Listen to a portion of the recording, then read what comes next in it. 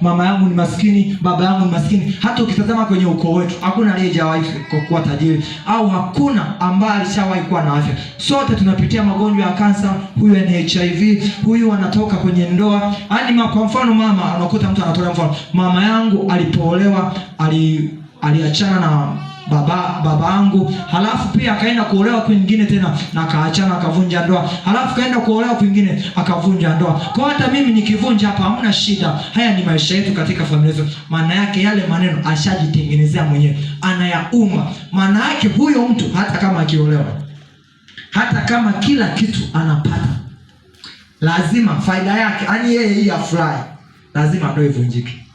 Yani yeye ili aridhike, ile ndoa ivunjike. Haleluya. Kwa sababu kuna maneno ambayo alishajitamkia. Tumbo la mtu litajazwa na maneno yanayotoka katika kinywa chake. Ukitaka uwe afya, upokee afya, au ukitaka utoke, au ukitaka uendelee, ni lazima ujue wakati gani wa kutamka neno fulani na kwa muda gani. Ukishajua unatamka neno fulani kwa lengo gani, kwa nani na wakati gani, hii itakusaidia sana. Unajua wengi sio kwamba wanabaki kuwa wagonjwa au wanaenda wanaombewa na watumishi wa Mungu. Sio kwamba watumishi wa Mungu hawana nguvu, wanazo. Ila changamoto hiyo kwa yule mtu. Yule kashasema huu ugonjwa ni wa kwangu, HIV haiwezi kutoka kwa kuomba tu. Hapana, HIV haiwezi kutoka. HIV haitoki, nimezunguka, nimeenda wapi? Kristo ndio mwenye uwezo wa kuondoa HIV. Kristo ndio mwenye uwezo wa kurejesha amani. Kumbuka, kila kitu unachokizungumza kikitoka ndani ya moyo wako ndipo unapata matokeo. Haleluya. Nguvu ya maneno. Chochote utakapojitamkia ndipo unaondoka, ndipo unavuka sehemu. Tunaposema kuvuka sehemu, kwa mfano yule Musa alipokuwa anawatoa wana wa Israeli kutoka katika Misri, kama maneno yake yangekuwa ya kuwavunja moyo wale watu, wangempiga mawe. Kwanza umetutoa huko, umetuleta hapa, alafu unamwona jeshi la Farao linakuja ndio awavunje moyo. Yaani wangemuua kwanza yeye. Lakini aliwaambia hapa tutavuka, mnaogopa nini? Ndio maana sasa hata aliponyosha ile fimbo bali ikavunjika, kwa sababu alitangulia kunena kitu. Lazima tuvuke, tutapita hapa. Hapa kuna njia. Wangawa wengine wakasema hapana, hapa hakuna njia, kuna bahari. Wewe ni kichaa. Ni kichaa. Njia hapa ipo. Kwa sababu yeye alikuwa katika roho, yale maneno aliyazungumza katika kiroho. Ndio maana alipokuja kutendeka, yanakuja matokeo kimwili, watu wanashangaa. Hii kweli, wanafurahia. Basi tunapita hapa. Ndio wakaanza kufurahia watu, wana wa Israeli wanapita ile bahari ya Shamu, wanakatiza, wanafurahia ukuu wa Mungu, wakaanza kumsifu Kristo. Lakini ni vile maneno yanayozungumza wewe ni yapi? Maneno unayojitamkia katika maisha yako ni yapi? Ni yapi? Mimi siwezi kabisa kuacha uzinzi. Leo hii nimeombewa na mchungaji, itaniambia pepo la uzinzi toka, pepo la la masturbation toka, pepo la umbea toka. Lakini ila mimi siwezi. Yaani moyo wangu hauwezi kutulia kabisa kama sijaenda kumsema yule mama, kama sijaenda kumsema yule baba. Siwezi kutulia kabisa. Ngoja nitoke tu. Ana makusudi tu, anatoka. Hana cha kwenda kufanya cha msingi, anaenda kupiga umbea basi. Maana yake ili apate furaha yake. Yaani yeye amani yake ni kwenda kuongea. Kumbuka, kile kitu unachokiongea ni nguvu. Ndio maana si kila wakati unatakiwa kujibu kitu ambacho umeulizwa. Yaani hata kama umekosea, si kila neno unatakiwa kuzungumza. Mtu mwingine, kwa mfano, mtu amekuchukiza pale, sasa ndio tunasema kama neema ya Mungu ikusaidie. Na pale ndio utajua kama huyu kaokoka. Yaani mtu aliye na nguvu ya Mungu anajulikana anapopita katika changamoto. Lakini ukiwa wakati wa shibe, hamna. Yaani wote, kwa sababu wakati wa shibe kila mtu ana mawazo mazuri. Lakini wakati wa magumu ndio utajua kwamba huyu anamjua Mungu. Yaani kitu anachokitoa, au wewe ukijua una mawazo gani katika maisha. Ukipita wakati wa changamoto, kitu utakachokiwaza ndio uhalisia wako. Lakini unapowaza wakati unakula, eti unakula vizuri, yaani milo yote unakula vizuri. Maana hapo unakuta hata kwenye maombi haombi. mwingine kufanya hivi. Hapana, ana mawazo mazuri, tufanye hivi mchungaji, tufanye hivi mama, tufanye hivi. Lakini ngoja kipite kiangazi. Wakati wa kiangazi katika maisha yako ukipita, sasa ule wakati point yoyote ukitoa ndio faida yako, yani ndio ushindi wako. Ndio maana wale waliokuwa wakiumwa ukoma, ile wakati wapo kule wanasikia zile vishindo, wakasema lazima tuondoke. Walikuwa kwenye wakati mgumu.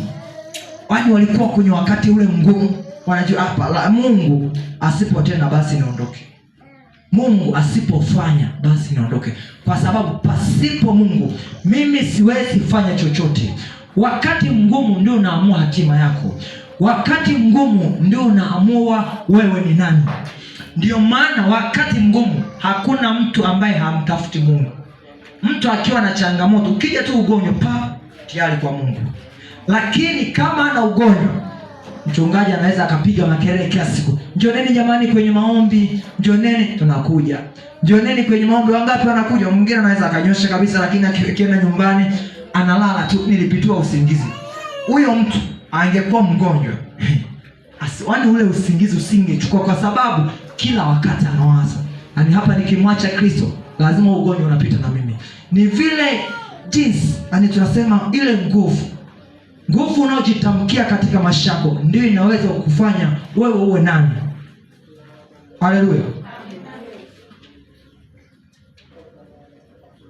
Ukisoma pia katika kitabu cha Yeremia 33 mstari wa 3, neno la Mungu nasema, ite nami nitakuitikia, nitakuonyesha mambo makubwa na magumu usiyojua. Niite, maana yake unaongea. Pasipo kumuita Mungu hawezi fanya. Sio kwamba hajui wewe unapitia changamoto, sio kwamba Mungu hajui wewe una shida fulani katika maisha yako. Usipomuita anakaa kimya. Usipomuita anakaa kimya. Ndio maana ukisoma katika ile Isaya 1 mstari wa 18 akasema haya, asema Bwana, njoo tusemezane, ijapokuwa dhambi zenu nyekundu sana atazifanya kuwa kama theluji. Ijapokuwa dhambi zenu nyekundu kama bendera atazifanya kuwa kama sufu.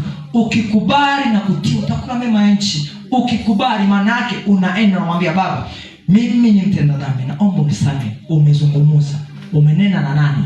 Na yeye unakumbuka unazungumza maneno gani? Unanena na nani? Na yeye katika maisha yako anaweza kufanya nini? Kuna mtu mwingine unaweza ukamwambia, kuna mtu mwingine unaweza ukanena hana shida na wewe. Ndio maana shetani kitu alichokifanya au anachokifanya huonea ulimwengu. Anatumia maneno. Wewe akitaka kukufunga au akitaka kukamata kwa familia yako, ukienda kule anakuambia tamka maneno. Kule kwetu ni Kamlaziwa. Kwa mfano kabla hujaenda kwa mchungaji anakuambia kuna miti fulani, si unaenda pale unaisemelea maneno. Sasa unasema yale maneno unatamka. Maana yako ukienda umetamka maneno ili manini si mashetani kule ukazungumza na wewe, yakazungumza na wewe. Kwa hiyo unatamka, halafu vivyo hivyo yakitaka ukufunga lazima yatamke maneno juu yako. Na Lauli unakuta nataka mashkoromageni asizae, imetamka maneno. Kwa sasa ili kuvunja yale maagano, ili kuvunja yale maneno yaliyotamkwa juu yako, maana yake na wewe navunja yale maagano yaliyotamkwa juu yangu. Kwa sababu wengine wanaishi maisha sio hao. Yaani wao hawajatamka chochote, ila baba alishatamka, mama kashatamka, mtoto unaishi maisha ya changamoto. Yale maisha sio kwako. Wazazi ndio walitamka, wababu ndio walitamka kwamba kizazi changu chote akiunganisha na mashetani hakuna atakaye kuwa na afya nzuri. Akitaka kutoka tu daraja moja kwenda jingine, magonjwa yaingie. Ndio maana kuna mwingine unaweza kuwa umesoma, umepata kazi nzuri, kila wakati wa mshahara unapoingia, hadi ukiingia tu magonjwa familia nzima. Kwa ukishatibu wote ugonjwa kuja kuisha na mshahara umeisha hiyo. Hadi mshahara wako unaingia kwa ajili ya kutibu watu, sio mshahara unaingia kwa ajili ya kusaidia watu. Mwingine amefungwa, chochote atakachokifanya akiendi, kwa sababu watu wameshanuiza. Kwa mfano nilihuzunika kipindi nipo nyumbani, kuna mama mmoja, yeye alikuwa anafanya biashara. Na shetani au waganga walivyowajinga wakamwambia hivi, nenda kwenye biashara yako, anafanya uchawi. si ndo anaweka uchawi, anasemelea maneno afu ameinama hivi. Kwa hiyo ndio anaita wateja hivi. Ndio anaita wateja na kwa anazunguka hivi. Wanateseka. Ukishamjua Yesu ndio unajua kwamba kumbe Yesu ni mzuri. Lakini kama hujamjua ni masikitiko, kwa sababu kizazi hiki hakijawahi kumwona vizuri Yesu, ila kimewahi kushuhudia matendo ya shetani mara nyingi. Ndio maana katika kinapotaka kumtafuta Mungu kila sita, kwa sababu hakijawahi kumuona live. Yaani katika kujifunua juu ya maisha yao, nguvu kubwa ambayo imeshajifunua na hisi wanamwona ni shetani, kwa sababu kwanza wanaishi maisha ya kujificha. Ingekuka kaa kwa mfano pale juani, sehemu ambapo mwanga unamulika, ndipo ungejua kwamba Mungu kweli yupo. Lakini kwa sababu unakaa gizani, ukitaka kutoka neno mfuate Kristo, unatoka. Wengine anataka kuokoka, anaenda hivi anamfuata. Jamani, kuna kauzinzi kwa anarudi nyuma. Anakuwa haendelei. Sio kwamba yule mtu haendelei, ila yupo kanisani, yupo vizuri, lakini haendelei katika kupanda juu ili kumjua Mungu zaidi. Kuna maisha ambayo kwa mfano wanadamu tushajitengenezea. Mwanadamu kashajitengeneza kwenda mbele, haendi. Yeye anabaki pale. Kila kitu kanisani anafanya, yupo vizuri, yupo very fine. Lakini ile point tukisema kwamba mtu akisema pokea kuwa hai, funguka kwa jina la Yesu, ile nguvu hauna. Kwa sababu unaweza kumbuka, tunatamka kitu ili kitokee. Tunasema kwa jina la Yesu Kristo. Unaweza kutaja jina la Yesu kama hauna authority ya kutoa kile kitu akiondoki. Kama hauna nguvu na mamlaka, kile kitu kimwachie yule mtu, hakiondoki, licha ya kwamba umetaja jina la Yesu. Kwa sababu jina la Yesu na nguvu yake huwa zipo pamoja. Ndio maana tunasema Yesu Kristo. Yesu ndio jina lake, Kristo ni nguvu yake. Ndio maana ukisema kwa jina la Yesu Kristo, nguvu na jina lake vyote vinaenda kwa pamoja. Yule mtu hata kama shetani alikuwa amefunga kitu, lazima achie, kwa sababu Mungu ambaye tunamwabudu ni Mungu mwenye nguvu. Na Mungu huyu anahitaji watu tumwabudu katika roho. Maana maisha yote ya mtakatifu, ili umuone Mungu katika uhalisia wake, lazima uingie ndani ya roho. Ukiingia ndani ya roho yako, ndipo unapata kumwona Mungu ndani ya roho. Kwa sababu unaweza ukaomba ukawa kimwili tu, unaomba unarudi, hauoni matokeo. Kumbuka Mungu anachofanya mara ya kwanza, mtu ukiokoka, kila kitu anakuonyesha, kila kitu nimeona kitu fulani, Mungu, nimeona kitu fulani, Mungu anakuonyesha kabisa. Maana yake anakujenga. Kuna wakati ukifika, anakuacha sasa wewe usimama na kupitisha kwenye moto. Unapita kwenye changamoto, unamuita Mungu, wala anakuangalia tu. Mungu, unaomba uangalie familia yangu, wala ana shida nawe. Yupo tu, anakuta yuko pale, anakuangalia tu. Anakuweka kwenye, tunasema testing. Anaangalia, anakujaribu, anakuangalia vipi wewe. Siku kwa mfano labda kwa mtu akaja na panga, ataka kuchinja. Je, wewe kweli utanikubali kuwa mimi ndio Bwana na Mwokozi wa maisha yako? Kwa anakupitisha ule wakati, anakunoa. Ukishatoka pale, wewe hata kama kije kitu gani, lazima Yesu atakuwa ni Bwana na Mwokozi wa maisha yako. Amen. Tunaposema nguvu ya maneno, ndio maana katika kuzungumza kwako, angalia sana neno la Mungu katika Methali linasema kwamba katika wingi wa maneno hapakosi kuwa na maovu. Katika wingi wa maneno hapakosi kuwa na maovu. Kwa sababu mtu anayeongea hana muda wa kuomba. Unakuta yeye ni kuongea, anatoka hapa anapiga story pale, hana time ya kuomba, hana time ya kumtafuta Mungu. Unashangaa alianza vizuri kabisa, lakini anapomaliza mazungumzo hovyo, umeshamkosea na Mungu. Baadaye anaanguka, anarudi tena tu. Kwa sababu kuna vizambi ambavyo tusimshazoea.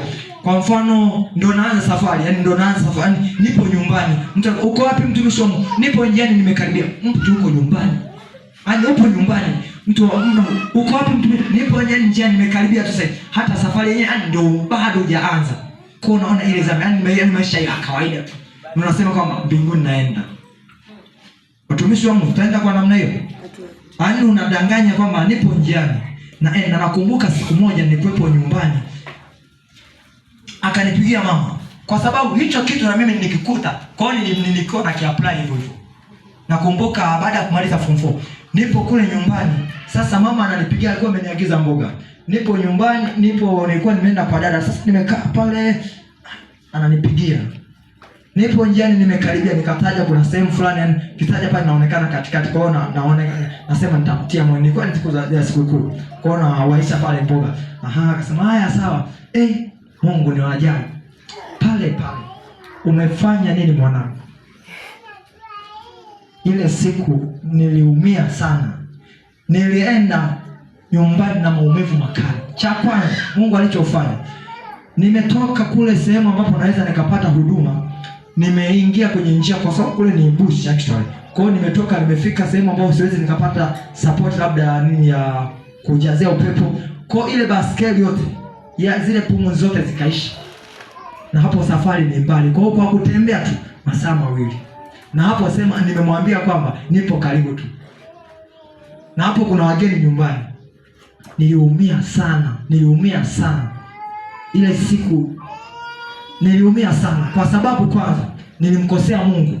Na cha kwanza hakuniambia mwanadamu kwamba umemkosea Mungu. Mungu mwenyewe ananiambia umefanya nini mwanangu? Mimi nilisema kwa sababu mimi nilikuwa najihesabia haki. Nawaambia hii ni wahi. Ili asema kwamba amenituma muda mrefu tuchukue mboga, lakini nimekaa sana kule. Labda niliogopa mimi kunisema. Kwa watu wengi huwa tunaogopa kusemwa vibaya, ila tunaona tukisema uongo ndio tutakuwa tumepata unafuu. Kumbe ndio tunajiangamiza. Na tupo kanisani tunaenjoy kabisa. Tunafurahia. Mwingine kuongea uongo kawaida.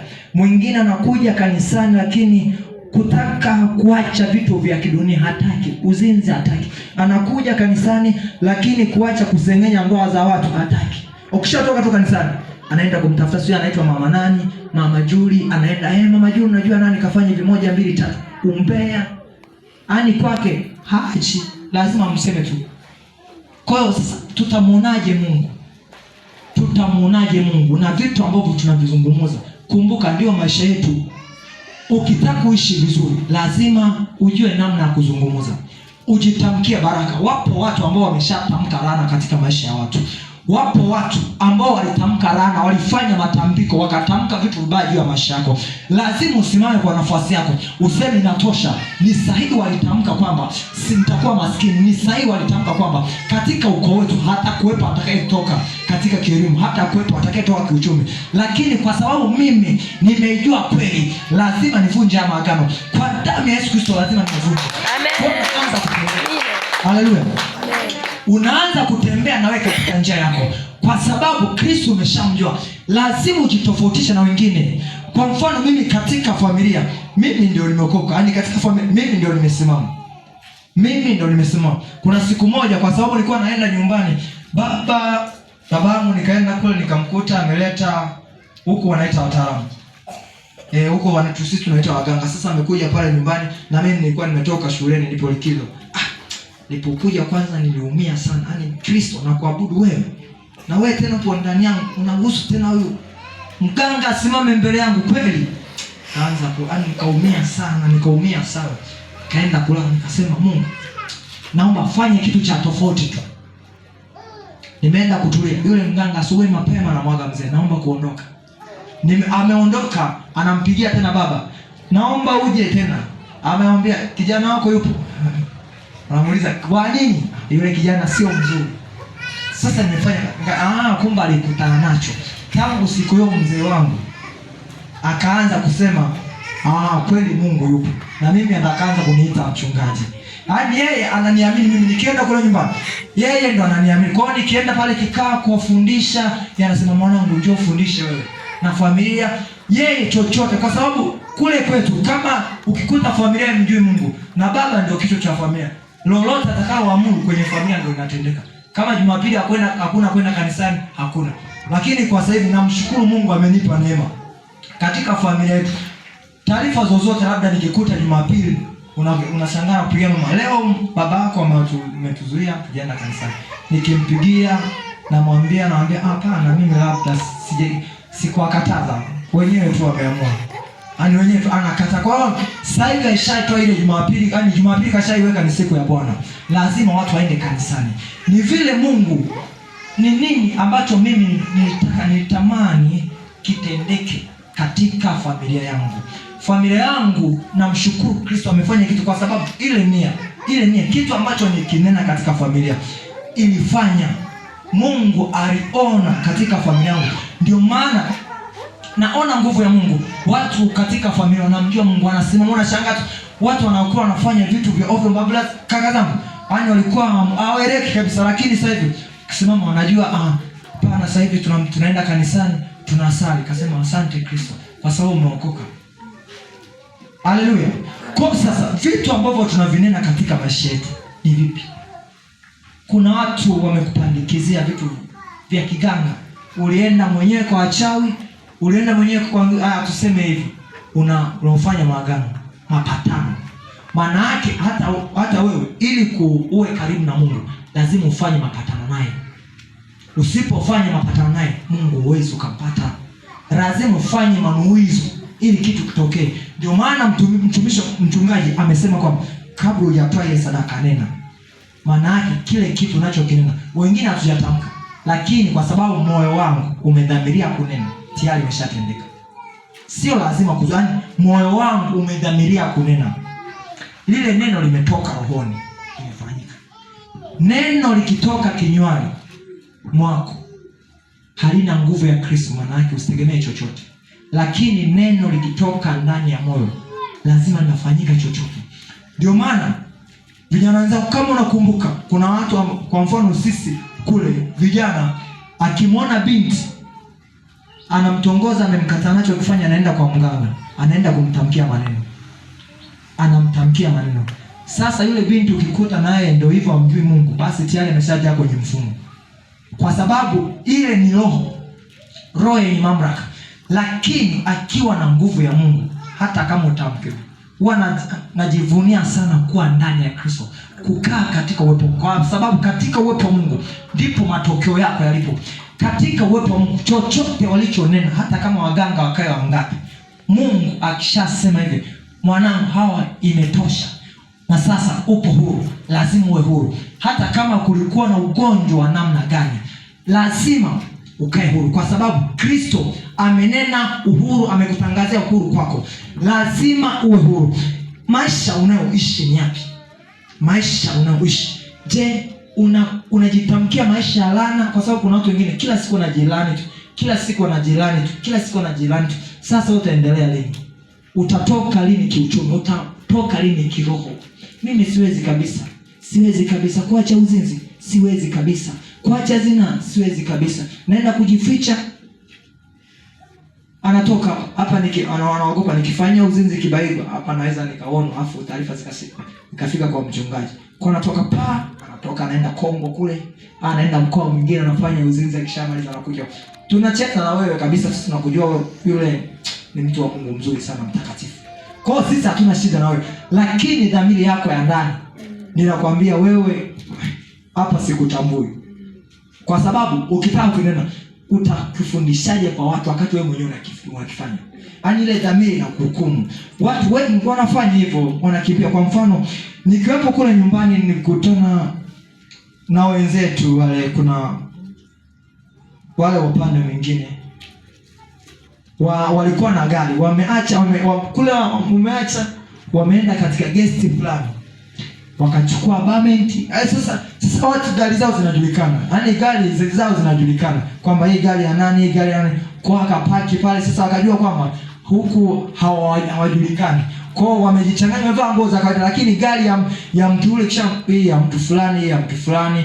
Kwa wameingia pale, wanafanya vitu, wamekaa kabisa, wanaongea na wale mabamenti, nguo zipo uchi, wanafurahia. Sasa yaani inaumiza sana, inaumiza. Unatoka unaenda mbele za watu. Wokovu sio mwanadamu, wokovu ni wa Kristo. Na ukitaka ujijue kuwa umeokoka, lazima mwenyewe ujikane. Usitegemee mimi kuja kukutia moyo, ila wewe mwenyewe jitie moyo. Kristo, natamani nikujue Kristo, naomba nisaidie kwa nafasi yangu bila kusimama yoyote, naomba unisaidie. Kwa sababu wengine anakuwa anasimama kisa anamuogopa mchungaji, anakuja kwenye maombi, sio kwamba anapenda kuomba, anamuogopa mchungaji atamsema haje, anaenda anajitoa kufanya kitu cha kimungu kwa sababu anamuogopa mchungaji atamsema, au wazee wa kanisa watawasema, atamkalisha kikao atakusema, lakini yeye ndani ya moyo hataki kile kitu. Yaani ukimfungua kabisa hapa, yeye mwenyewe hataki, lakini kwa sababu anaona kwamba ile hali nikienda kufanya mchungaji kwa hata niheshimu, ataniona mimi kijana wa maana sana, kumbe ni wahovyo ndani umeoza. Sasa ya nini hayo? Ya nini hayo kumwabudu Mungu huku unafanya vitu vya giza? Ya nini hayo kumwabudu Mungu huku umeshikilia hirisi? Mtu anaingia kanisani na hirisi anajifunga kiunoni. Wanakuwa nasumbua. Mtumishi wa Mungu alikuwa kwenye maombi, wanapeleka hirisi, anajifunga, anaombewa, anasema sijapona. Ule mchungaji ana upako, hana nguvu za Mungu. Hana nguvu za Mungu, wewe mwenyewe umeshikilia hirisi. Mbona wewe hujasema nimeshikilia hirisi? Toa hirisi kwanza, afu njoo mbele za Mungu uombewe kama ile upepo alitoka. Umeshikilia hirisi, umejifunga, yani umeshikilia visheria vya giza. Mwingine ameweka sio kwenye kitanda, wameweka sio manini, vitu vya ovyo, halafu anakuja kwa mchungaji. Na unawasumbua watumishi wa Mungu. Bora ukasema yani usiwasumbue. Una hirisi unayo. Unaabudu mashetani, halafu unakuja, mtumishi wa Mungu naomba uniongoze sala ya toba. Sala ya toba, acha kwanza vile vitu vya giza. Ukitaka kuchagua wokovu, nenda kwenye wokovu. Ukichagua giza, chagua giza tu basi. Usije ukawasumbua watumishi wa Mungu hapa mzigo. Kwa sababu ya kutamani vitu vingi vitokee kwa the same time. Unataka giza, unataka wokovu. Unataka giza, unataka nuru. Hapana, neno la Mungu nasema giza na nuru havichangamani. Kuna watu wanakuwa wanaingia kanisani anahirisi. Sasa wale, kwa mfano kuna mama fulani alikuja kule kanisani. Yeye lengo lake sio kuokoka. Yeye ni kujaribu kwamba wewe mtumishi ukoje. Yaani lengo lake sio kuokoka. Yeye ni kujaribu wewe mtumishi wa Mungu ukoje. Anapima moto, anaingia na hirisi. Wengine sio kwamba ndoa zao zinavunjika. Wao wamejifunga mahirisi viunoni. Sasa mume wake akimwona anaona hili lichawi, hili siku fulani nitakuja kuniua, naamua kuvunja ndoa kwa sababu hutaki kuacha uchawi, hutaki kuacha uganga. Watu wanakuja na mahirisi kanisani, wanaingia nao, wameshikilia vitu vya kidunia, wameshikilia vitu vya kidunia, uzinzi. Akiwa kwa mbele ya watumishi wa Mungu anakuwa vizuri, akiwa kule hadi utakatifu sio tukiwa humu kanisani. Yaani tukiwa humu wote ni watakatifu kwa sababu sisi ndio tunatazamana hivi. Ukiwa kule, maisha unayoishi kule, wewe ndio unakujua kwamba wewe ndio mtakatifu. Hapa wote tunajulikana kwamba huyu uko hivi, hata mimi sikujui. Kwa sababu tumekutana hapa tunaita watumishi wa Mungu, wana pesa. Ukiwa kule na watu wa mataifa, wewe ndio mtu, yani wewe ndio watu wa mataifa wanakuhitaji. Kama ukikaa katikati ya watu wazinifu wakakuona wewe ndio nuru, basi wewe umeokoka. Lakini ukikaa katikati ya watu walio wazinzi na wao kawaiga ukawa mzinzi, wewe haujaokoka. Ukija kwetu unasema mimi nimeokoka. Hapana. Yaani ifike hatua mtu wa Mungu uliokoka ukiwekwa gizani, ukawaka, ukang'aa, ukatoa mwanga, basi wewe ndio umeokoka. Kumbuka wokovu ni nuru. Wokovu ni nuru, sio giza. Ndio maana ukiingia katika wokovu, watu wengine wanakuona, mbona anatamani kuwa kama mtu yule, tamani kuwa kama mtu fulani, tamani kuwa mtu fulani. Kwa sababu ulivyo unawaka moto. Ashumu wakati wa usiku. Hivi kwa nini? Kwa mfano nyumbani kwako taa ikiwa ikizima au umeme ukikatika, watoto wanapiga makelele. Hawapendi kukaa kwenye giza. Ukirudi wanashangilia kwa sababu wanapenda kukaa kwenye nuru. Hakuna mtu yeyote anayefurahia kukaa gizani, ila fikra zimepovishwa. Ukishapovishwa fikra, hujijui. Yaani wewe unapelekwa tu, twende kwa wachawi sawa, wengine fanya hivi sawa, kwa sababu sio wewe, fikra zimepofushwa, umeondolewa ufahamu. Ndio maana sasa kuna wakati mwingine ukiondolewa ufahamu, kitu unachokizungumza hata ukielewi. Ndio maana unakuta wazazi wanawalani watoto wao. Ndio maana unakuta wazazi wanawatamkia watoto wao marana, wanawawekea mipaka katika maisha. Mtoto anakuja na wazo zuri, anataka atoke kiuchumi, anataka ikomboe familia. Anamwambia mama, mimi nataka nisome niwe dokta. Mama, mimi nataka niwe engineer. Namwambia mwanangu, huwezi ukawa engineer. Sisi angalia ukoo wetu, hakuna engineer. Tayari umeshamfanya mtoto. Manake kuna ukuta umeshautengeneza. Sasa ule ukuta haumfanyi yule mtoto kutoka. Kwa kuwa wewe umeingia ndani ya nuru, umeingia ndani ya Kristo, ukamjua Kristo nani, basi fanya maamuzi ya kupasua ukuta. Fanya maamuzi ya kuvunja huo ukuta, utoboe, utoke sehemu nyingine, ufanye yale maisha. Nakumbuka unapotoboa ukuta, lazima ukae katika maombi sana, umtafute Kristo. Kwa sababu hiyo hali inafananishwa na mtu aliyechukua sega la asali, alafu akakaa hapo hapo walipo nyuki, alafu anaanza kula. Hivi unafikiri wale nyuki wanakuchekea? Manake ili ujisikie amani, ni lazima kwamba wale nyuki wateketeze. Kishawateketeza, chukua sega kimya na tafuta sehemu nzuri ambapo hata hakuoni. Unakaa unatulia, unakula sega la asali, unakula asali, unashiba. Mambo mengine ndio. Lakini ukichukua lile sega la asali, ukaanza kula, utatoka na nundu. Haleluya. Kwa maneno unaotamka yana faida gani kwako? Yanakupa matokeo gani? Maneno unaojitamkia. Haya maneno yanazungumza sana sana wakati wa magumu. Kwa sababu kila mtu akiwa wakati wa shida ana mawazo mazuri. Unamweza ukamwomba point akakupa point yenye maana sana. Lakini wakati akiwa anapitia changamoto, huyo mtu ukimwomba point nakwambia bora nife tu. Sasa ufe nini? Ufe nini? Sasa bora nife. Hata Mungu anasema sasa mwanangu wewe kashajikatia tamaa, ifanyaje? Kumbuka, tunapoingia katika nuru, sisi ndio tunatakiwa tuwasaidie wengine. Kwa mfano nikiwepo advance, mimi actually si muongeaji sana, na huwa sipendagi kuongea sana, kwa sababu huwa naonaga kitu nikiongea hiki kitu kikimrudisha mtu nyuma, maana yake nitaweza nikadaiwa. Kwa sasa neno ambalo naweza nikaongea angalau liwe linamsaidia yeye. Kama alimsaidia basi bora nikakaa kimya.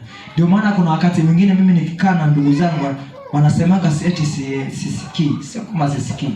Na kusikia vizuri, lakini nakuwa na muda mwingi naongea na Kristo. Yaani muda mwingi nakuwa naongea Kristo. The same time nikiwa naongea na wewe, vile vile naongea na Mungu, kwa sababu kuongea na wewe hakunizuii mimi kuongea na Mungu. Wewe naongea kupitia kinywa. Mimi nawasiliana na Mungu kupitia moyo. Ndani ya moyo nafanya maombi kila wakati. Kila wakati. Mwani kufanya maombi ni vile kama ninavyopumua. Kwa sababu nikiacha tu kuomba, tayari naonewa. Ukiacha tu maombi, unaona tayari wanakuja. Lakini ukikaa katika hali ya maombi, Mungu anabadilisha moyo wako. Ulikuwa ukitazama hivi tamaa, si mtu amevaa hovyo, hakuvutii tena, unaumia. Unalia, kwa nini anafanya hivyo? Maana yake unamsikitia. Kwa nini anafanya? Lakini ukikaa, haleluya, ukikaa katika ile hali ya kutoomba, unabaki hivyo hivyo. Unasubiri maombi ya Jumapili, unasubiri mchungaji akutangazie maombi. Wakati wokovu wewe mwenyewe unatakiwa, Mungu amesema jitwike msalaba, sio mchungaji akutwike msalaba afu ndio. Yaani wewe mwenyewe jitwike msalaba. Ukiamua kumfuata Kristo mwenyewe, mimi nataka nimtafute Kristo, sio mchungaji anakupangia maombi. Maombi kuna kuta haya anakupangia maombi mwenyewe, anapo sasa hivi tunamfungo haufungo na doji. Tunafanya hivi, hapana. Sasa wewe unataka nini? Unataka kumjua Kristo au unakuja kupima moto kwa kwamba hawa waliokoka wakoje? Na hawa watu ni wabaya sana. Kwa sababu watu wasioomba, huyo mtu akirudi anaanza kushambulia kanisa. Mimi nimesali sana, sijamuona Mungu. Nimesali sana, hakuna chochote, wanasema uongo. Uongo kwa sababu gani? Wewe ulikuwa mvivu wa kuomba, mvivu wa kumtafuta Mungu. Umekutana na pepo, nimekuchukua kwa uzinzi tu, basi umejirahisisha. Umeona sasa hivi umepotea, unaanza kusema vibaya habari za Mungu. Kwa sababu wewe mwenyewe kuchukua na